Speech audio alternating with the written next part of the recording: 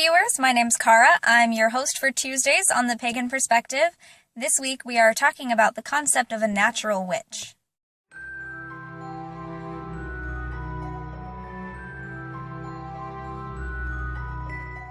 This week's topic comes from Coleen, and it literally just said, can you discuss the topic or the concept of a natural witch if you haven't already? So it's pretty open-ended. Just talk about the concept. So I did some brainstorming and notes last night to make sure that what I wanted to say was concise. So there's just a few things that I think of when I think of a natural witch, or that term being used. The first thing is that some people, well, not the first thing that comes to mind, but the first thing that I'll talk about, is that some people may use that term to refer to a witch who works within or has a large connection to or draws power from nature. That would be using the term similarly to how people use terms like kitchen witch, hedge witch, green witch. Natural witch would have to do with where their power comes from, kind of thing. However, what I think is more often meant by the term, and what many of us probably think of, is a witch for whom witchcraft or their power, or whatever the case may be, for whom it comes naturally, where the magic or the craft, whatever it is that we're speaking of, is just comes naturally to them. They are a natural at it. When you tell someone, you're a natural at whatever the thing is, it just means that it comes naturally to them, that it almost seems like they don't have to try. And so I think that's what most of us think of when we hear that term. And it's kind of like the movie The Craft. Sarah is described as a natural witch, and it's because she already has the power within her, and she doesn't have to do a lot to learn how to do it. It just comes naturally to her.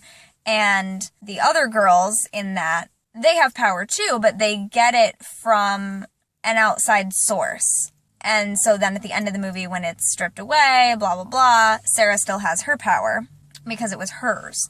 So that's what I think of when I think of a natural witch. And I think that I have been described as a natural witch in the past for both of those reasons, or in both of those ways, because I use nature in my magic, and I'm the type of person who can just go out into nature and create a spell or create a ritual based on whatever I happen across in nature. I do that a lot, actually.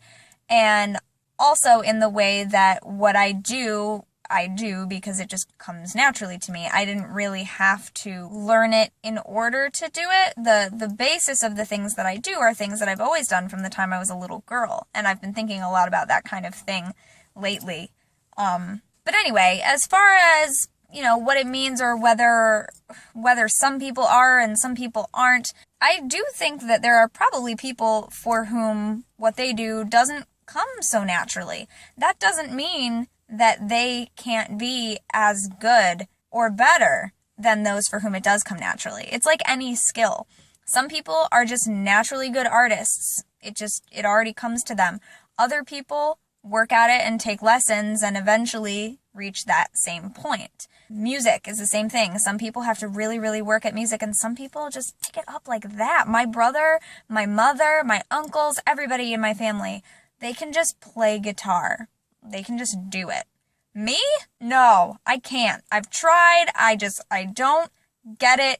And I know it's not difficult. See, but then there's people who are saying, oh, it's not difficult. You just do that. Those are the people for whom it comes naturally. And to some of the rest of us, it's just not like that. But to me, playing the flute came pretty naturally, and drumming comes pretty naturally, but other things don't. So to me, it's not like a better or worse. You're not better or worse than anyone else if you are or are not either one of these things.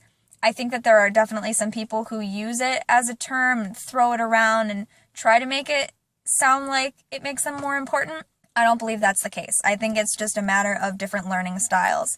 And there are definitely aspects of witchcraft and things that I like to use in my path that did not come naturally to me, that I kind of had to work at. Things like tarot. I've talked about how I've been studying the tarot for a long, long time, and I never really got it. And what really happened was I had to stop thinking about it and just use what did come naturally, and now it's easy. At least the way I do it is easy, because I'm doing what comes naturally. I feel like there's some little bits of things that are natural to everybody, right? There are things that are just in our nature.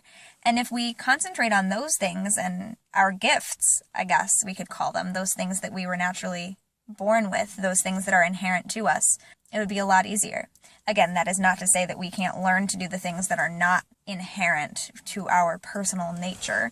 We should always be expanding and learning, I feel. But that's what the concept of a natural witch seems to be to me. And I can't remember if there was anything else that I wanted to say on that topic, so I will see you next week. Until then, don't forget to be awesome, blessed be, and goodbye. Happy Tuesday.